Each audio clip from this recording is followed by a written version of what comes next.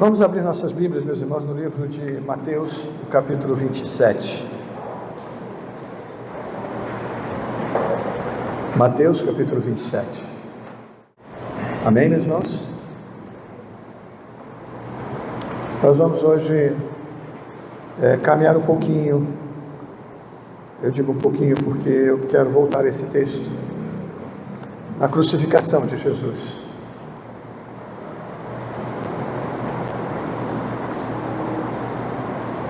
Então me permitam fazer uma leitura um pouquinho maior hoje. A partir do verso 33.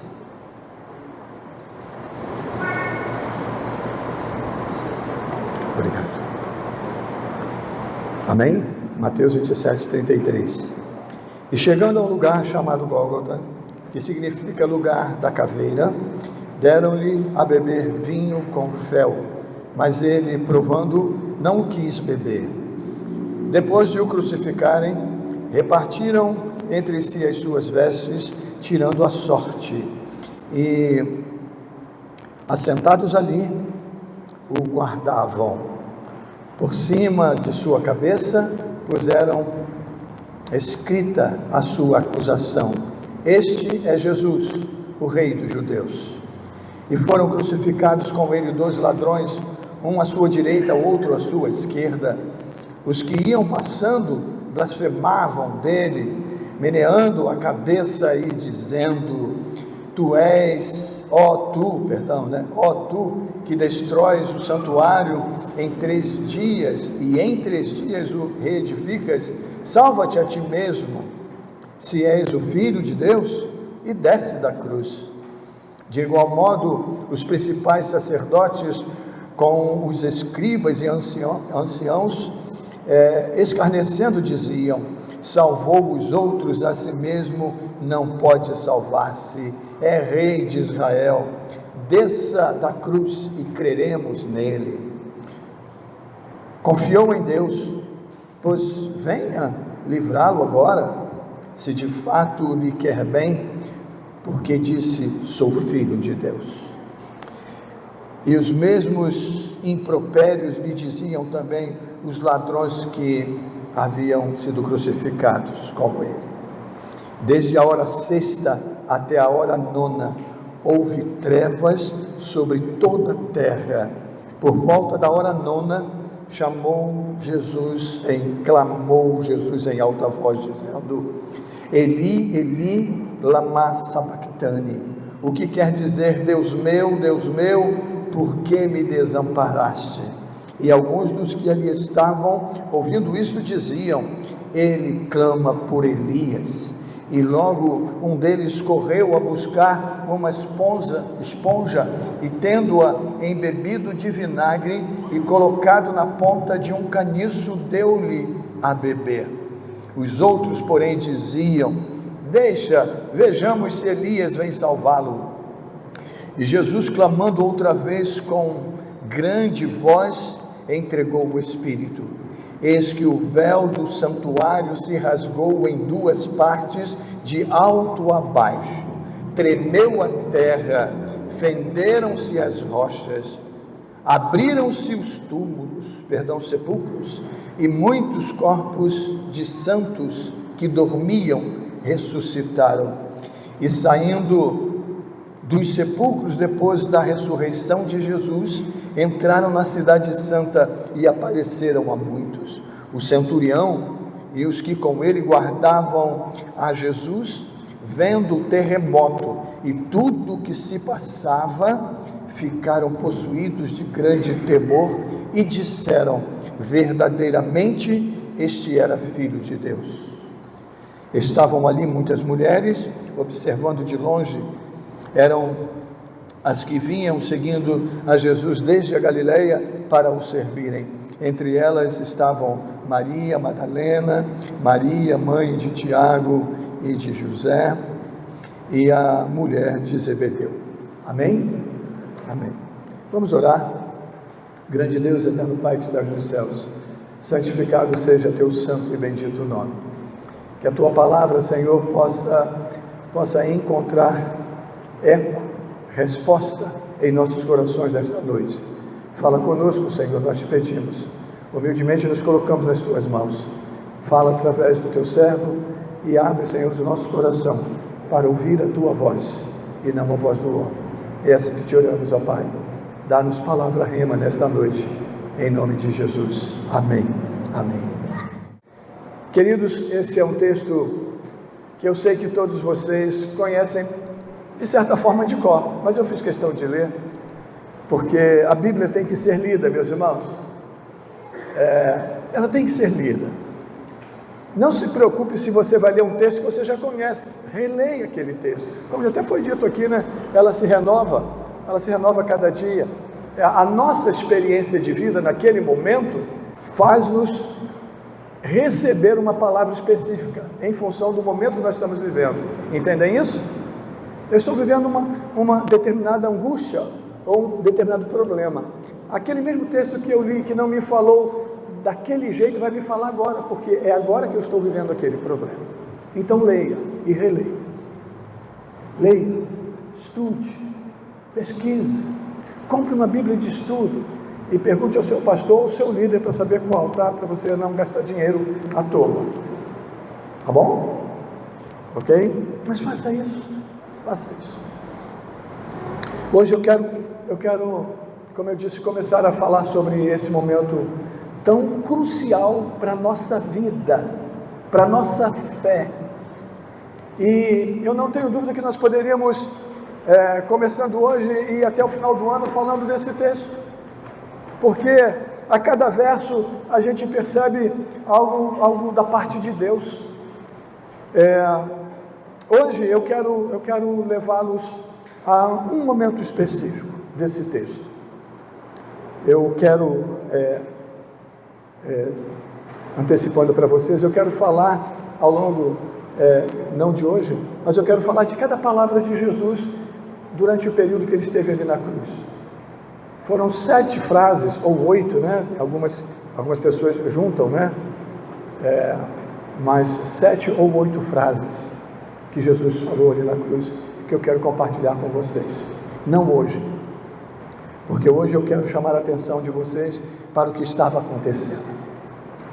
Não falando hoje de toda a angústia e sofrimento que Jesus sofreu, todas as afrontas e tudo que Jesus sofreu ali na cruz.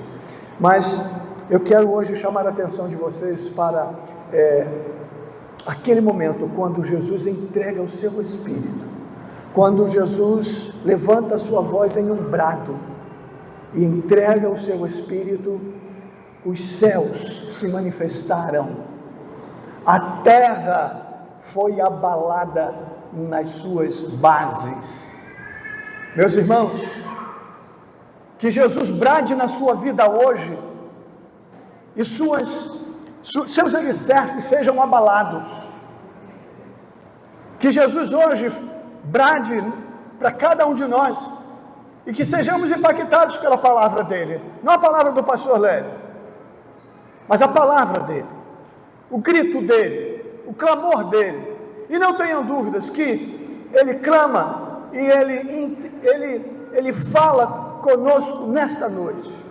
E eu digo em forma de brado, porque o tempo urge, o tempo é curto e nós precisamos hoje receber a palavra dele e permitir que as nossas estruturas sejam abaladas e, quiçá, transformadas, modificadas, reestruturadas. Olha, o texto diz assim,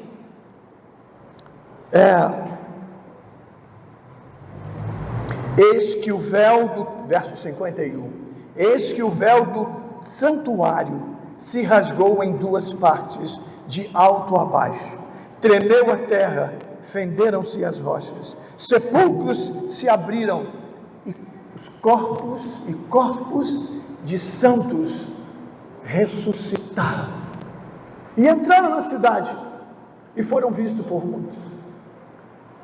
Isto é coisa de Deus.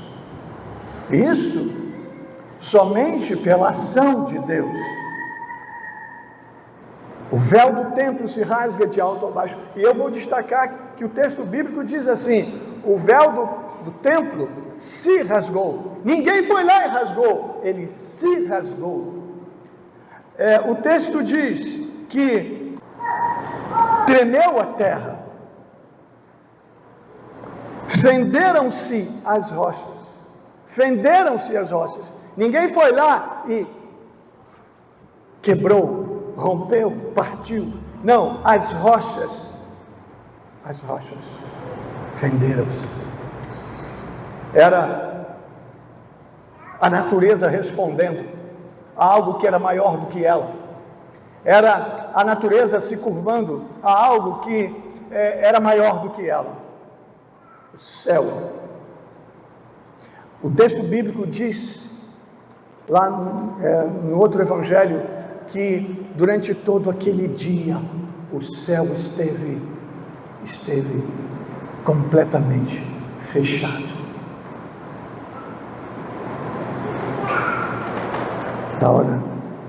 Da terceira hora até a 9ª hora, morte de Jesus, o céu se fechou. Meus irmãos, eu quero mostrar para vocês algo que passa despercebido às vezes. O texto no verso 52 diz que, 54, diz assim: o centurião e os que com ele guardavam a Jesus, vendo o terremoto e tudo que se passava, ficaram possuídos de grande temor e disseram: verdadeiramente, este era filho de Deus. O centurião não era um homem qualquer, era um oficial romano, era uma autoridade romana. Era soldado, oficial, certamente acostumado à guerra, a confrontos, a batalhas, e as batalhas daquele tempo eram terríveis. Mas de repente esse homem que guardava o corpo de Jesus se depara com algo que ele nunca tinha visto em todas as guerras que ele tinha participado. Nunca tinha visto ao longo de toda a sua carreira militar. Mas uma coisa aquele homem sabia: isto não é coisa de homens, não é coisa de um exército, não é coisa de nenhum ser humano. E o texto diz que eles ficaram possuídos de grande temor. E então abrem os olhos e veem, abrem os olhos e percebem. E a frase é: verdadeiramente este era filho de Deus. Verdadeiramente ele era tudo aquilo que ele disse. Verdadeiramente, eu estive todo esse tempo, e eu estou colocando no passado de propósito, eu estive todo o tempo diante do Rei dos Reis e Senhor dos Senhores. Eu estive o tempo todo diante daquele que tem poder sobre os céus e a terra. Foi preciso viver algo extraordinário para que os seus olhos se abrissem e ele reconhecesse: é Deus diante dos meus olhos, é o Filho de Deus diante de mim, e eu o persegui, e eu o neguei, e eu ignorei. Meus irmãos, era tarde demais. E agora? Se coloque no lugar daquele homem. Era tarde demais. O que ele ia fazer agora? O que ele ia fazer agora? Ele não tinha mais o que fazer. Ele estava, inclusive, meus irmãos, sobre um domínio que era maior do que ele, sobre comando dele. Talvez um general, talvez uma patente maior que a dele. Então ele era obrigado a continuar naquela situação que eu diria então hoje, da qual ele não mais compartilhava. Ele estava diante de uma missão que ele, ao olhar para a sua missão, a sua tarefa, o seu trabalho, ele dizia: que erro, que loucura eu estou fazendo, o que eu estou fazendo? Perseguindo, maltratando, eu estou aqui.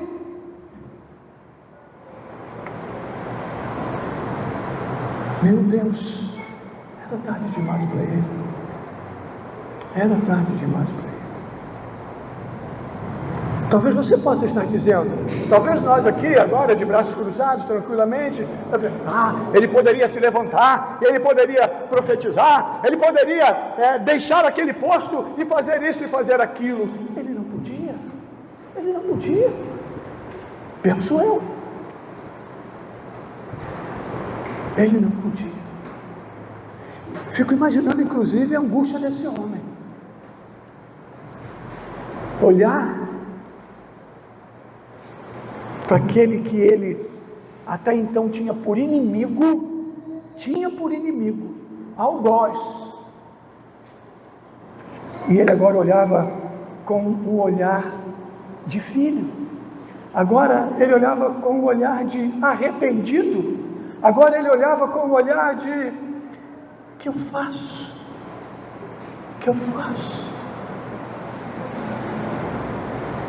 Será que ele ouviu? E eu digo que provavelmente não, em função da condição dele.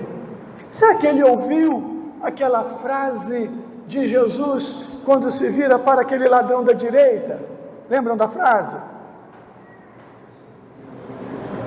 Hoje mesmo, aquele homem, à beira da morte, teve esse privilégio. Amados, olha, deixa eu ler um texto aqui para vocês, no livro de Mateus mesmo.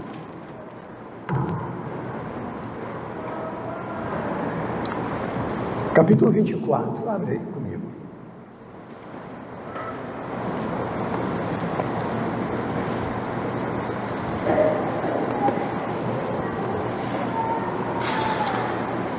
Mateus 24,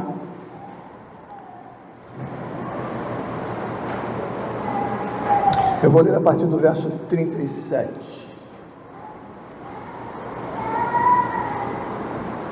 Amém? Mateus 24, 37, olha como diz a palavra: pois assim como foi nos dias de Noé, também será a vinda do Filho do Homem. Porquanto, assim como nos dias anteriores ao dilúvio, comiam, bebiam, casavam, davam-se em casamento, até o dia em que Noé entrou na arca, e não receberam, senão quando veio, e não perceberam, senão quando veio o dilúvio, e levou a todos. Assim será também a vinda do Filho do Homem. Assim também será a vinda do Filho do Homem.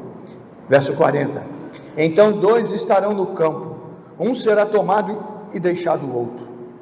2 estarão trabalhando no moinho, uma será tomada e deixada a outra. Portanto, vigiai, porque não sabeis em que dia vem o nosso Senhor. Portanto, vigiai, porque não sabeis em que dia vem o nosso Senhor. Amém, Jesus? Vamos repetir comigo, 42. Portanto, vigiai, porque não sabeis em que dia vem o vosso Senhor. Você sabe quando Jesus vai voltar? Da última vez que ele veio, ele passou 33 anos. 33 anos com os homens. 3 anos ele se dedicou ao seu ministério, pregando o Evangelho, anunciando o reino dos céus. Esse que está próximo ao reino dos céus.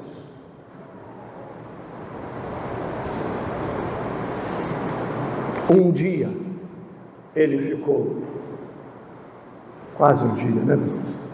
Durante um dia, né? Ao longo de um dia, ele ficou pendurado em uma cruz.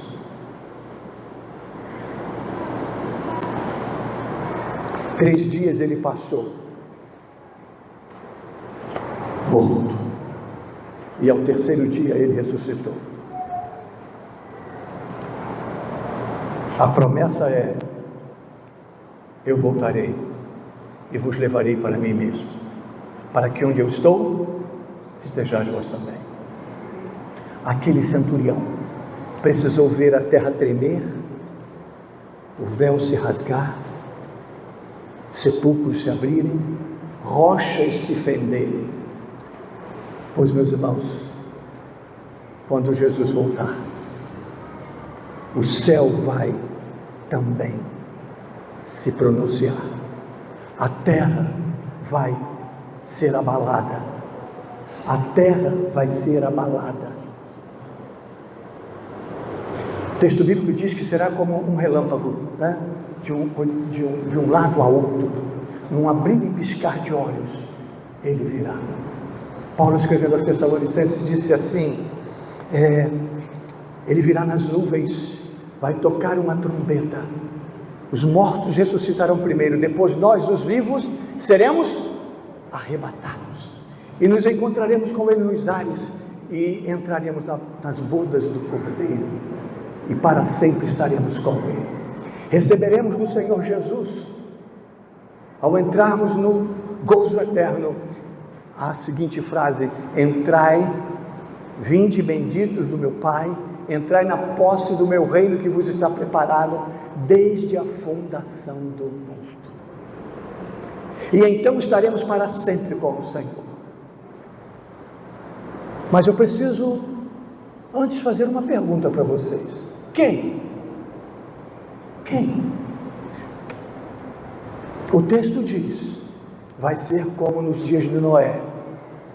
Vai ser como nos dias de Noé. As pessoas não acreditaram em Noé. Era loucura o que Noé estava fazendo. Construir uma arca longe do mar, em terra completamente fora de noção. Era aparentemente uma loucura. Uma loucura. E assim o tratavam como louco. Até o dia em que a arca se fechou. E a chuva começou. E as águas começaram a subir. E então correram em direção àquela arca. E bateram nela. E pediram: Noé! Noé! Tarde demais. Tarde demais. Conviveram com Noé, ouviram a mensagem de Noé, ouviram o convite de Noé, mas não deram crédito, até que a chuva veio. Meus irmãos, quando eu olhei para esse centurião, eu lembrei de nós, eu lembrei de você, eu lembrei desta nossa cidade, eu lembrei deste mundo que nós estamos vivendo. Parece que está tudo certo, mas não está. As pessoas estão cuidando do seu trabalho. Eu já vi crente justificar em nome do trabalho, o afastamento de Deus, de Jesus, da igreja. Eu já vi. Eu lembrei dos crentes que se dizem crente hoje, mas como aqueles que seguiram a Jesus durante 3 anos, que levantaram as mãos, que deram glória a Deus, que seguiram a Jesus e se beneficiaram de curas, de milagres, comeram pão, mas naquele dia gritaram: Barrabás, Barrabás. Sim, pode ter certeza, muitos daqueles que gritaram Barrabás foram aqueles mesmos que seguiram a Jesus.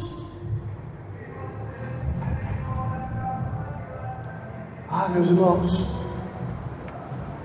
você vai esperar acontecer Você vai esperar? Eu vou te dar uma notícia muito preocupante. O dia em que Jesus vier, a trombeta tocar, e os elementos se manifestarem, será tarde demais. Você pode se despertar como aquele centurião. Precisou ver o véu do templo se rasgar, precisou ver a terra tremer, precisou ver rochas, provavelmente montanhas, se romperem, para dizer: ele era o Filho de Deus. Cuidado, porque quando Jesus vier, muitos vão dizer assim: Jesus, é a volta de Jesus. Foi, já foi. Piscar de olho, já foi. E vão correr. Sabe, isso vai acontecer sobretudo com os crentes, tá? Vai acontecer com o crente. Lembra que a Bíblia diz: nem todos que dizem Senhor, Senhor herdarão o reino dos céus? Desculpa a expressão popular, eu sei que está gravando, mas vai. Crente meia boca, sabe? Vão correr e vão vir para a igreja. Vão vir para a igreja. O pastor não vai estar aqui não, a pastora também não. E você vai estar? Sim ou não? Glória a Deus, porque é isso, meus irmãos. Porque vai ser assim. Aquele homem estava ali, ó, fazendo o trabalho dele, cumprindo a função dele, sem abrir os olhos. Abra teus olhos hoje. O brado do Senhor hoje é: eu estou voltando. O brado do Senhor hoje é: prepara-se, igreja, prepare-se, meus filhos, arrependam-se, volte-se para mim, porque eu estou voltando. E quando eu voltar, já vai ser tarde demais. Vai ser como nos dias de Noé. Não vai adiantar bater na porta. Jesus ensinou isso insistentemente. Lembrem-se aí da parábola das 10 virgens. Eram 10 virgens. Quantas subiram para as bodas do Cordeiro? Quantas? E as outras 5? Estavam aí esperando. A Bíblia chama de nécias, ou seja, não estavam preparadas. Faltava azeite na botija, achavam que podiam pegar emprestado. Olha, fé não se pega emprestado. Eu disse que estou salvo, mas eu só posso falar por mim. Falei pela minha esposa, mas só ela pode falar por ela. Se eu pudesse, eu levava todos vocês, mas só tem uma pessoa que pode fazer isso: é Jesus. Ele pode levar todos nós. Ainda assim ele disse: mas só vou fazer isso com aqueles que me reconhecerem antes do dia D, antes do dia do assalto. Vai ser como um assalto. Então nesta noite eu trago essa palavra inicial desse texto, porque eu quero compartilhar outra com vocês. Preparem-se. E o momento e o tempo é agora. O grito é hoje. Não deixe para amanhã. Pode ser muito tarde. Eu não sei qual é a sua desculpa. Talvez aquele centurião era: mas eu sou centurião. E a sua? Qual é a sua desculpa? Meus irmãos, que Deus possa nos incomodar com essa palavra, porque me incomodou. Jesus está voltando e ele me incomodou. Grita isso, meu filho. E eu estou gritando: Jesus está voltando. Eu não preciso mais abrir o véu de cima a baixo, porque aberto está. Isso quer dizer o seguinte: todos nós podemos falar com o Senhor. Não dependemos nem mesmo mais do sacerdote ou de um sacrifício de animais. Todos nós podemos falar com Deus. Fale com Ele hoje. Amanhã pode ser tarde demais. Depois que o céu se abrir, meus irmãos, será tarde demais. Depois que o céu se abrir, será tarde demais. Depois que a trombeta tocar, será tarde demais. Por isso eu insisti e vou repetir: muitos vão reconhecer e vão correr, mas será tarde demais. Eu não sei qual foi a decisão daquele centurião, mas eu sei que a tua ainda pode te salvar. mas eu sei que a nossa ainda pode nos salvar. Nós ainda temos tempo, mas o tempo é agora. O tempo é agora. Eu quero orar por você. Eu quero que você se coloque de pé. Eu quero que você ore comigo. Eu quero que você fale com Deus. Mas por favor, não dê nenhuma desculpa, porque é o que a gente mais faz. Eu já ouvia alguém dizer assim: eu creio em tudo isso, mas agora não é meu tempo. O tempo não é seu não, o tempo é de Deus, tá? Deixa eu te dizer. Quando menos nos apercebermos, Ele virá. A Bíblia chega até a dizer que Ele veio como ladrão, quando ninguém espera. Então, por favor, não dê desculpa hoje para o Senhor. Tome uma decisão. Abra a sua boca e declare verdadeiramente: este é o Filho de Deus. Eu quero Ele na minha vida. Eu quero professar. Eu quero proclamar. Eu quero declarar que Ele é Senhor da minha vida.